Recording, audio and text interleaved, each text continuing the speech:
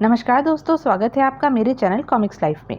शुरू करते हैं मनोज कॉमिक्स की एक और मज़ेदार कॉमिक्स, अंधे कुएं का राक्षस पार्ट 2। जलकर्ण ने कुर्ते की जेब से वह रतन जड़ित जूती निकालकर विजयवीर को थमा दी। अरे, यह तो बड़ी खूबसूरत जूती है और कीमती भी। सचमुच जलकर्ण, तुम बहुत अच्छी चीज लाए हो।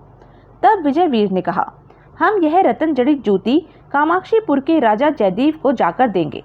सुना है राजा जयदेव उत्तम चीजों के बड़े ही अच्छे पारखी व कदरदान हैं। तुम ठीक कह रहे हो, राजा जयदेव हमें इस रतन जड़ित जूती की उचित कीमत देंगे। और फिर विजयवीर और अजयवीर जलकर्ण के साथ जलपोत के भीतरी भाग की ओर चल दिए। कंचनपुर पहुंचने पर जब अजयवीर व विजयवीर को अपने माता पिता की मृत्यु का समाचार मिला तो ओह, यह क्या हुआ। हम तो उन्हें व्यापार में हुए मुनाफे की खुशखबरी देना चाहते थे। हम अपने माता पिता का मुंह भी ना देख सके। हम कितने बदनसीब हैं। नाना नानी मुझे छोड़कर चले गए। मैं उनके अंतिम दर्शन तक न कर सका। नाना नानी मुझे कितना चाहते थे। कुछ दिनों बाद, भैया विजयवीर, चलो उस रतन जड़ित जूती को महाराज जयदेव के पास ले चले। हाँ, मैं भी यही सोच रहा था। तुमने मेरे दिल की बात कह दी। ये किस रतन जड़ित जूती को महाराज के पास ले जाना चाहते हैं? अजयवीर और विजयवीर का वार्तालाप सुन ऐश्वर्य लक्ष्मी के दिल में जिज्ञासा जाग उठी और वह उनके निकट जाकर बोली, कैसी रतन जड़ित जूती भैया? तुमने पहले तो कभी ऐसी जूती का जिक्र नहीं किया। तब अजयवीर रतन जड़ित जूती के बारे में ऐश्वर्य लक्ष्मी को बताते हुए बोला, हम उस जूती को महाराज जयदेव को सौंपना चाहते हैं। तुम्हारी क्या राय है दीदी? मुझे कोई आपत्ति नहीं है भैया, पर मेरा एक अनुरोध है। महाराज को मेरे बारे में कुछ न बताना। 25 वर्ष पूरे होने पर मैं स्वयं ही वहां जाऊंगी। ठीक है, जैसी आपकी इच्छा दीदी। ठीक उसी समय वहां आ रहा जलकर्ण अपनी माँ ऐश्वर्य लक्ष्मी के शब्द सुन मन ही मन चौंक पड़ा। ओह, माताजी मामा जी को महाराज से अपने बारे में बताने से क्यों रोक रही है? और जब अजयवीर व विजयवीर चले गए तो जलकर्ण ने अपनी माँ ऐश्वर्य लक्ष्मी से पूछा, माँ, राजा जयदेव आपके कौन है और 25 वर्ष का क्या चक्कर है? ओह, जलकर्ण शायद मेरी बात सुन चुका है। अब इससे कुछ भी छुपाना उचित न होगा। अतः ऐश्वर्य लक्ष्मी जलकर्ण से बोली, बेटा, राजा जयदेव तुम्हारे पिता है। मैं यह रहस्य तुमसे पूरे 25 वर्ष तक छुपाए रही। अब तुम समझदार हो गए हो, इसलिए तुम्हें बता रही हूँ। क्या राजा जयदेव मेरे पिता हैं? फिर हम मामा जी के यहाँ क्यों रह रहे हैं? तब ऐश्वर्य लक्ष्मी 25 वर्ष पहले की घटना के बारे में जलकर्ण को बताते हुए बोली, इस प्रकार बेटा, मैं तुम्हारे पिता की झूठी जिद की वजह से अज्ञातवास काट रही हूँ। ओ माँ, पिताजी की झूठी जिद का मान रखने के लिए आपने 25 वर्ष इतने दुख सहे। मैं पिताजी को सबक सिखा कर रहूँगा। उधर विजयवीर उस रतन जड़ित जूती को लेकर कामाक्षीपुर राजा जयदेव के दरबार में जा पहुँचा। महाराज की जय हो। मैं आपकी सेवा में एक अद्भुत भेंट लेकर हाजिर हुआ हूँ महाराज। पेश की जाए। विजयवीर रतन जड़ित जूती पेश करते हुए बोला, महाराज, मैं यह रतन जड़ित जूती आपकी सेवा में लाया हूँ। सुना है आप कला के सच्चे पारखी हैं। उत्तम, अति उत्तम। लाओ, हमें दो। फिर विजयवीर ने आगे बढ़कर वह जूती महाराज के हाथ में दे दी। ओह, इतनी खूबसूरत और बहुमूल्य जूती। सचमुच बनाने वाले ने इसे पूर्ण लगन और मेहनत से बनाया है।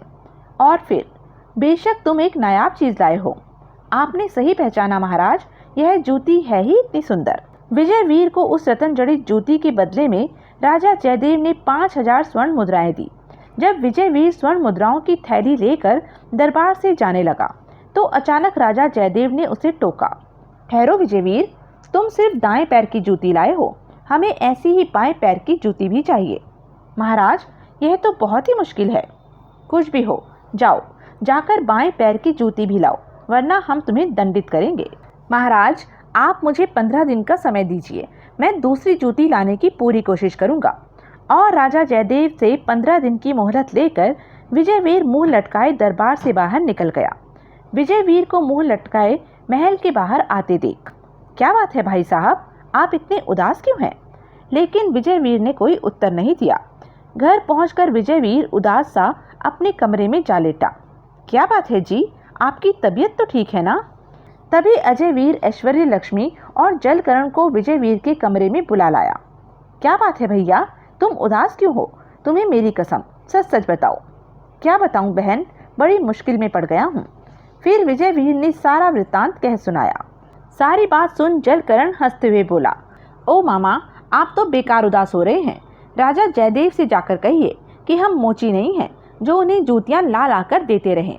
फिर भी अगर वह जिद करें तो उनसे कहना कि उचित धन दें तो हम बाएं पैर की रतन जड़ित जूती ला सकते हैं, अन्यथा नहीं। यह तुम क्या कह रहे हो बेटा? माँ, मैंने पहले भी आपसे कहा था कि मैं जिद्दी महाराज जयदेव को सबक सिखाकर रहूँगा।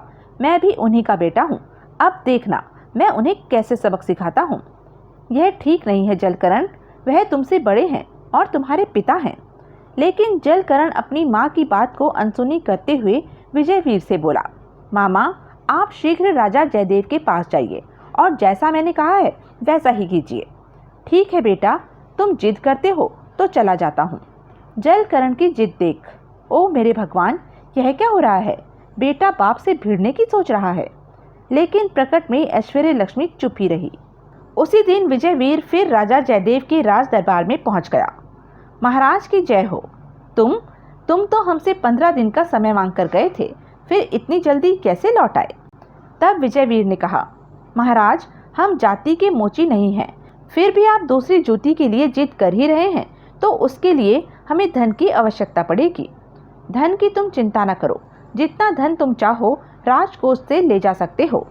इतना कह राजा जयदेव ने महामंत्री को आदेश दिया कि वे विजयवीर को 5000 स्वर्ण मुद्राएं राजकोष से दिलवा दें। इस ज्योति की वजह से तो हमारे भाग्य ही खुल गए।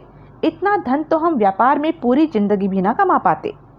और जब विजयवीर धन लेकर अपने घर पहुंचा, ओह, तो महाराज ने आपकी मांग स्वीकार कर ली। क्यों न करते, दूसरी ज्योति हासिल करने की जिद तो उन पर सवार है। ठीक है मामा जी, मैं उनकी जिद जरूर पूरी करूंगा। अब हमें उसी टापू पर चलना चाहिए जहां मुझे कुएं की मुंडेर पर पहली रतन जड़ित जूती मिली थी। हम कल ही उस टापू की ओर चल देंगे।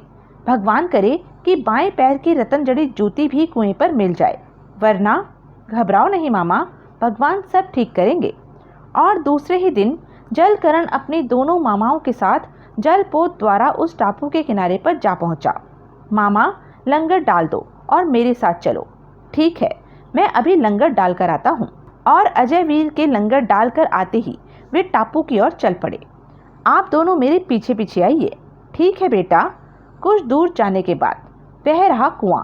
भगवान का लाख लाख शुक्र है, हम सही जगह पर पहुंच गए। और फिर तीनों तेजी से कुएं की ओर बढ़ गए। लेकिन कुएं के पास पहुंचकर कुआं तो वही है, पर उस दिन वाली लड़की कहीं नजर नहीं आ रही है।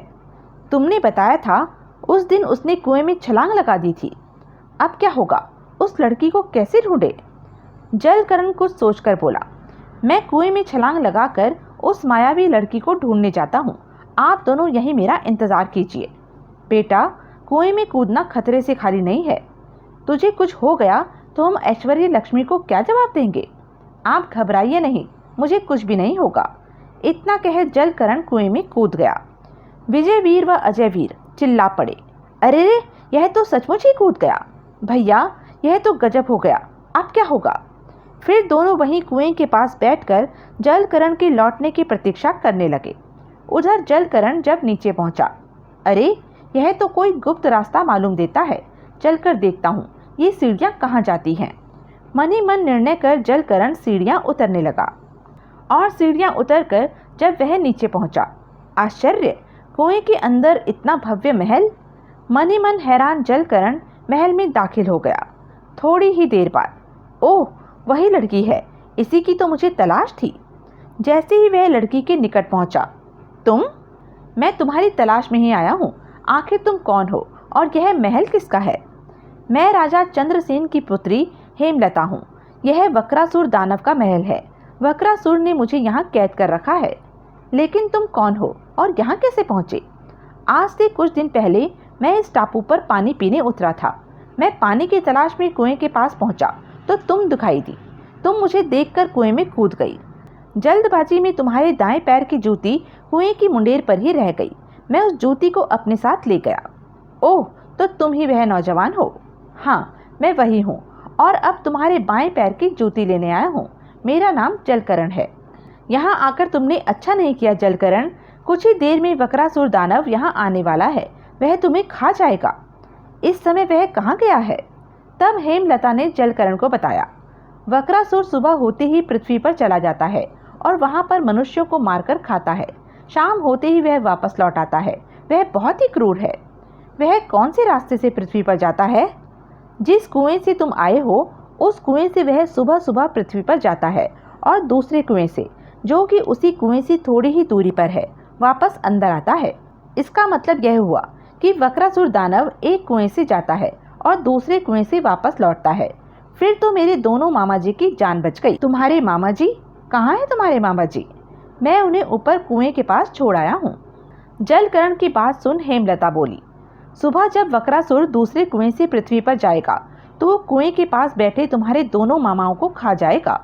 ओह, अब तुम ही बताओ मैं क्या करूं? इससे पहले कि वह वापस लौटे, मेरे बाएं पैर की जूती लेकर तुम यहाँ से चले जाओ और सुबह होने से पहले यह टापू छोड़कर चले जाओ। मैं तो चला जाऊंगा, परंतु तुम यहाँ अकेली रह जाओगी। क्या तुम इस कैद से मुक्त नहीं होना चाहती? चाहती तो हूँ, लेकिन क्या हेमलता? कहो, झिझको नहीं। जलकरण के उकसाने पर हेमलता झिझकते हुए बोली, मुझे वक्रासुर की मृत्यु से पहले यहाँ से मुक्ति नहीं मिल सकती, तो फिर मैं आज ही तुम्हें वक्रासुर की कैद से मुक्त कराकर ले जाऊंगा। तब हेमलता ने जलकरण को बताया, लेकिन उसकी मौत इतनी आसान नहीं है। हेमलता का वाक्य खत्म हुआ ही था कि भयानक गड़गड़ाहट की आवाज़ से वातावरण कांप उठा। अगले ही पल हेमलता घबराए स्वर में बोली, शायद वक्रासुर वापस आ रहा है। मैं आपको तितली बना देती हूँ ताकि उन्हें आपकी उपस्थिति का पता न चले। ठीक है, लेकिन वक्रासुर की मृत्यु का उपाय जाने बगैर मैं यहाँ से जाऊँगा नहीं। मैं कोशिश करूँगी। इतना कहे हेमलता ने जलकरण को तितली बना दिया। कुछ ही देर बाद जब दानव वक्रासुर वहाँ पहुँचा, दानवराज, आज मैं आपसे एक बात पूछना चाहती हूँ। पूछो। आप तो मुझे छोड़कर सुबह ही चले जाते हैं। अगर आपको किसी ने मार दिया तो मेरा क्या होगा? मैं बिल्कुल ही अकेली रह जाऊंगी। तुम भी खाली बैठी बैठी क्या ऊल जलूल सोचती रहती हो? मेरी मौत इतनी आसान नहीं है।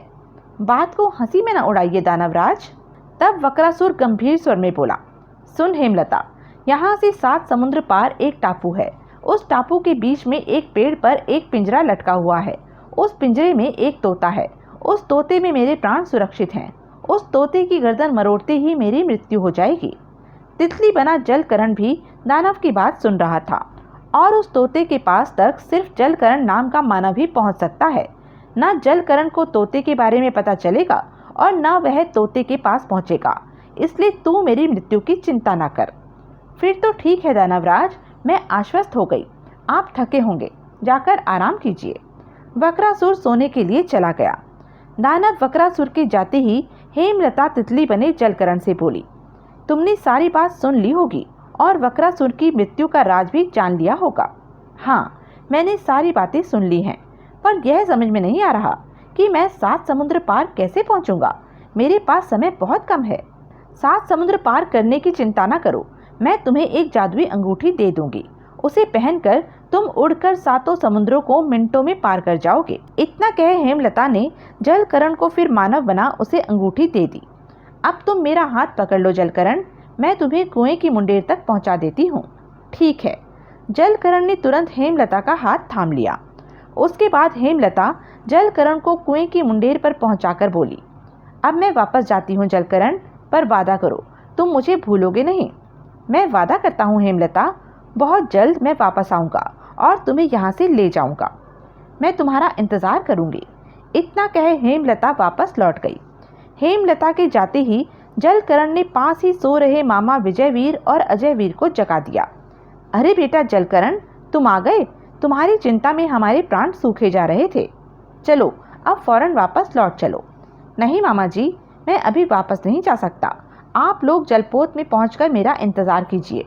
फिलहाल मुझे कहीं और जाना है। लेकिन कहाँ? मैं वक्रासुर दानव की मौत ढूंढने जा रहा हूँ। इतना कह जलकरण ने हेमलता की दी हुई अंगूठी उंगली में पहन ली। अगले ही पल, ओह अरे, यह क्या चमत्कार है! और देखते ही देखते जलकरण अजयवीर और विजयवीर की नज़रों से ओझल हो गया। क्या जलकरण वक्रासुर को मार सका? क्या रानी ऐश्वर्य लक्ष्मी दोबारा अपने पति राजा जयदेव से मिल सकी? क्या जलकरण को दूसरी रतन जड़ित जूती मिल सकी? हेमलता का क्या हुआ? यह सब हम जानेंगे अपने अगले वीडियो जलकरण और सफ़ेद गुलाब में।